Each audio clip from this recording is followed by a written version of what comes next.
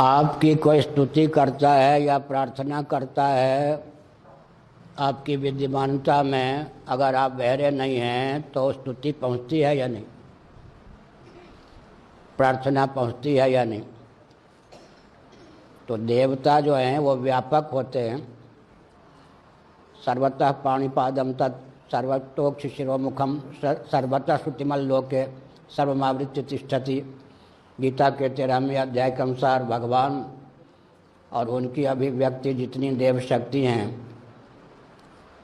उनकी जहाँ कोई प्रार्थना करता है बिना वाणी का आलम्बन लेकर के भी, मतलब वैखरी वाक का आलम्बन लिए बिना भी हृदय से भी कोई प्रार्थना करता है तो अंतर्यामी, क्योंकि जितने देवी देवता हैं उपनिषदों ने कहा है कि हृदय में सबका स्थान है, व्यापक हैं तो हमारे हृदय में भी उनका स्थान है। तो देवी देवता मुँह खोलकर अगर कोई प्रार्थना न करे, मध्यमा वाक से पश्यंती वाक से ही प्रार्थना कर ले तो भी देवी देवता उस प्रार्थना को सुन लेते हैं। वो अंतर्यामी होते हैं। देवता का स्वरूप बहुत दिव्य होता है, व्यापक होता है। पृथ्वी के देवता, जल के देवता, तेज के देवता, वायु के देवता, आकाश के देवता, यही तो पंचदेव हैं। फिर अंत में माया के नियामक परम देव का नाम परमात्मा है। दिव्य शक्ति संपन्न देवता होते हैं। उनका कोई वैखरी वाक से स्तवन करे या उनकी कोई वैखरी वाणी से बोलकर स्तुति करे तो, मन ही मन स्तुति करे तो देवता सुन लेते हैं। बहुत बढ़िया कहा कबीरदास ने, चींटी के पग नूपुर वाजे वो भी साहिब सुनता है। छोटी सी पिपीलिका चींटी, उसके पाँव कितने छोटे, उसमें घुंघरू बांधने कैसे घुंघरू होगी। नाच करने वाले घुंघरू बांधते ना, पहले माताएं घुंघरू बांधती थी, पायल घुंघरू। लेकिन चींटी के पाँव में घुंघरू बांधने के लिए कितनी बारीक घुंघरू होगी। वो आप इंजीनियर हैं, वही आप ही बना सकते हैं। तो कबीरदास ने कहा, चींटी के पग घुंघरू बाजे सो भी साहिब सुनता है। वो भी देवी देवता भगवान सुन लेते हैं, इसलिए भगवान अवश्य सुनते हैं। लेकिन अब आगे प्रश्न उठ सकता है, फिर ज्यों के त्यों तत्काल क्यों नहीं मान लेते। तो भगवान विचार करते हैं कि इसने जो प्रार्थना की है उस प्रार्थना को मैं ज्यों के त्यों पूर्ण कर दूं तो इसका भला होगा या बुरा।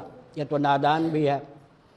हमने कभी 8वीं कक्षा में पढ़ा था द गोल्डन टच। एक व्यक्ति ने यक्ष को सिद्ध किया। यक्ष ने कहा, क्या वरदान मांगते हो, मांगो, मैं जिसको छूऊं सोना हो जाए। यक्ष ने कहा ठीक है। अब बेटी को छुआ, बेटी सोना सुवर्ण, पत्नी को छुआ, पत्नी सोना, दरवाजे को छुआ, वो सोने के दरवाजे। यहाँ तक तो ठीक है। बेटी हो गई सोने की, सोने की माने जड़, पत्नी हो गई सोने की। अब जब चावलदार रोटी सब्जी को छुआ, सब सोना, हमारे भूखे। तो उसका जो वरदान था देवता के द्वारा दिया हुआ, वह शाप सिद्ध हो गया या नहीं। इसलिए देवी देवता यह भी विचार करते हैं कि बच्चा है, अबोध है, या जो प्रार्थना कर रहा है, अगर इस प्रार्थना की पूर्ति मैं कर दूं तो आगे से रोना ना पड़े।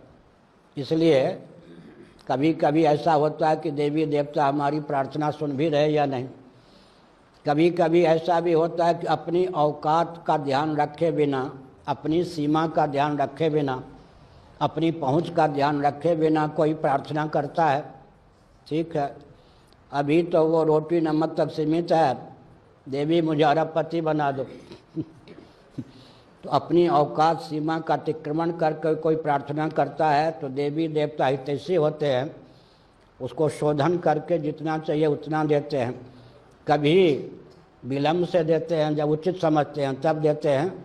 लेकिन देवी देवता प्रार्थना बिल्कुल सुन लेते हैं, क्योंकि वो व्यापक हैं। जहाँ हम हैं वहाँ देवी देवता जरूर है।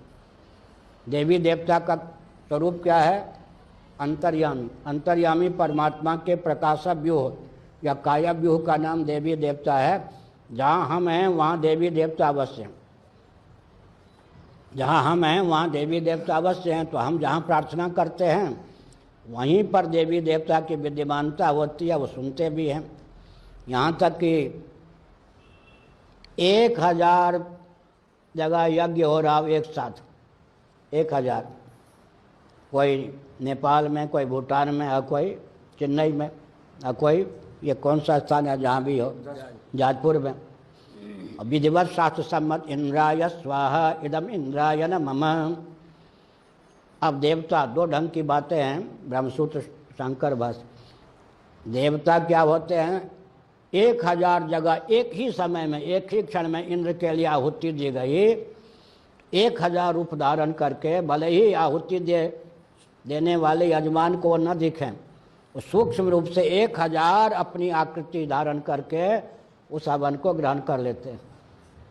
महाभारत में बहुत बढ़िया है, भगवान श्रीमन नारायण विष्णु के निमित्त हवन सामग्री निक्षिप्त की गई,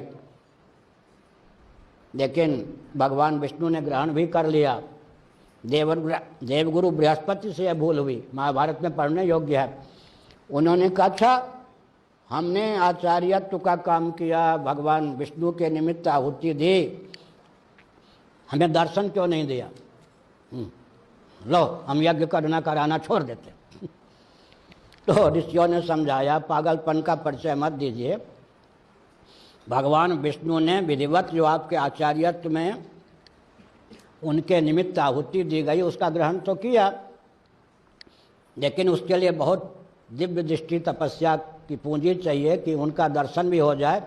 अंत में ऋषियों ने समझाया, नास्तिकता का परिचय मत दीजिए। तो जब देवगुरु बृहस्पति में भी वो क्षमता नहीं थी हमारी आपकी बात नहीं, देवगुरु में भी वो क्षमता नहीं थी कि भगवान ने जो आहुति ग्रहण की वो जिस दिव्य रूप से उसको देख सकते, तो भगवान, इसीलिए एक श्लोक तो आप लोग जानते हैं, यत्र यत्र रघुनाथ कीर्तनम तत्र तत्र कृतमस्तकांजलिम वाष्पवारी परिपूर्ण लोचनम मारुतिम नमत राक्षसांतकम। 1000 जगह भगवान राम का यशोगान हो रहा हो, कीर्तन हो रहा हो, वहीं वहीं प्रकाशक भी उदाहरण करके हनुमान जी जरूर विद्यमान होते हैं। अब वो सबको क्यों नहीं दिखते? तो जिस पर अनुग्रह करते हैं, दिव्य चक्षु संपन्न जो होता है, दिव्य दृष्टि संपन्न होता है, वो देख लेता है। तो यत्र यत्र इसका नाम है उपनिषदों में काया व्यूह, प्रकाशक व्यूह। देवता अंतर्यामी होते हैं, समर्थ होते हैं। जहाँ जहाँ उनकी प्रार्थना की जाती है, जो जो उनकी प्रार्थना करते हैं, वहाँ वहाँ प्रकट होकर या वहीं एक रूप से विद्यमान रहकर उसकी प्रार्थना को सुनते भी हैं और भाव की पूर्ति भी करते हैं। नारायण। हर हर महादेव।